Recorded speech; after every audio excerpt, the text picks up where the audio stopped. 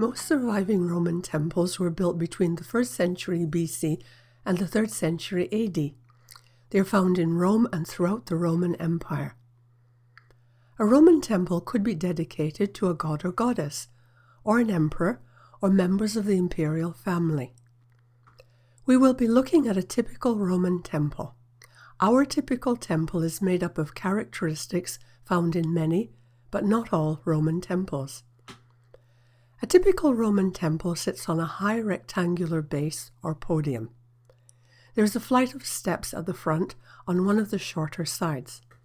On this plan, the steps are represented as a series of vertical lines on the right. A deep porch is situated just above the steps.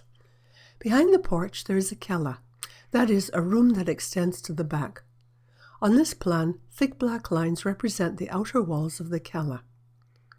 The cella occupies almost the whole width of the temple. It housed the statue of the deity to whom the temple was dedicated, and maybe an altar or two. Columns run along all 4 sides. In this plan, the columns are represented by black circles. There are usually 4 or 6 columns on the front.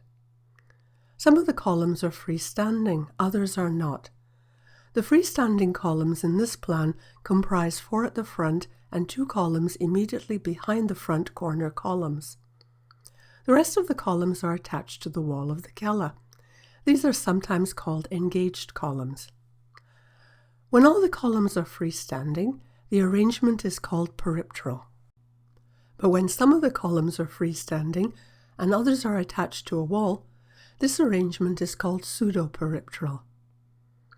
The columns and cella walls support a horizontal entablature and a pitched roof with a triangular pediment at the front and back.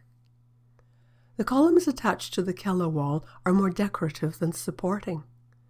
The interior of the cella is free of any supporting members.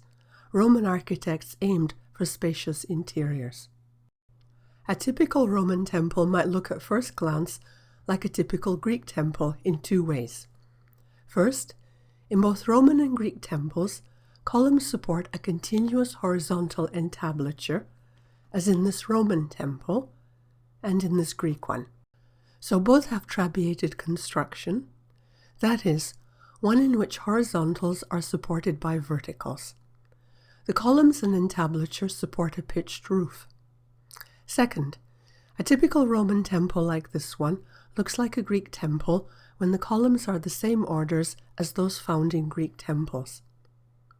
Columns can be labeled according to their orders or styles. The 2 most common Greek orders are Doric and Ionic. Romans used Ionic columns and sometimes Doric ones. Vitruvius, who lived in the late 1st century BC, was a Roman architect who wrote about historical and contemporary architecture. Vitruvius said a Doric column reminded him of a sturdy and plain man. He said an Ionic column looked like a woman because it was fancier.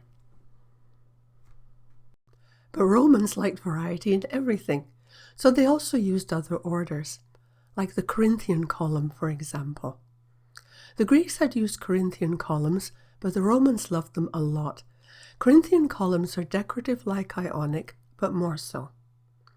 Ionic capitals have fancy volutes, which look like a partly unrolled scroll. The capital of a Corinthian column looks more organic, like a big leafy acanthus plant struggling to get out of a basket. The Romans also liked composite columns. These had capitals that looked like a mix of Ionic and Corinthian, a leafy-looking plant and a fancy scroll volute on top of it. There are 2 major differences between a typical Roman temple and a typical Greek one. One, in a Greek temple like this one, all the columns are freestanding, so a typical Greek temple is peripteral.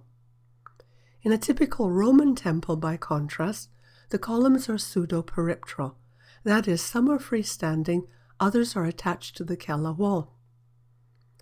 A second difference between Greek and Roman has to do with an entrance. In a typical Greek temple, no one architectural part dominates at the expense of another. From the outside, there is no obvious front or back. The cella is situated in the center of the plan.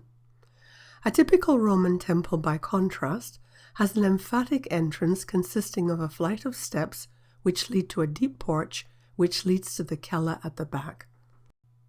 Having an obvious entrance provides information about where things are in a building, but it means that the temple front dominates at the expense of the other parts. When it came to choosing building materials, the Romans often used what was locally available. Cella walls are constructed of big blocks of tufa or travertine stone, laid in courses on mortar beds. Columns are stone, the roof is wood. The temple base is concrete. Concrete is made by mixing lime mortar with rubble. Concrete structures can be faced with brick, as it is here, or marble or travertine. Concrete is strong and durable, relatively cheap and fire resistant, and concrete can be manipulated to fit any shape. So concrete allowed the Romans to experiment with unique architectural shapes, such as curved walls, arches, barrel vaults, and cross or groin vaults, and circular buildings topped with domes. We can apply the characteristics of the typical Roman temple to a 1st century BC temple in Rome, dedicated to the goddess Fortuna Virilis, or the god Portunus. This is a pseudo-peripteral temple with trabeated construction, Ionic columns, and an obvious front comprising steps and a deep porch that leads to a cella that extends all the way to the back. And the base of this temple is constructed of concrete.